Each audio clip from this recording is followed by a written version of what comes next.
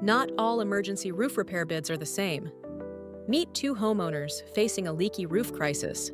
One chooses the lowest bid, the other asks critical questions. On the left, homeowner A jumps at a cheap bid, smiling at first. But fast cuts reveal a rushed crew skipping safety, mismatched shingles, and hidden costs on the invoice circled in red. Weeks later, leaks return, leaving water stains creeping inside. Stress sets in as another bill arrives. On the right, homeowner B requests licensing, insurance, and warranty proof. The trusted roofer provides clear paperwork and a transparent quote. A steady crew works safely with quality materials. No surprises on the final invoice. When the rainstorm hits, the roof holds strong, and so does homeowner B's peace of mind. Remember, cheap bids often hide costs that balloon later, and unlicensed work can leave you liable.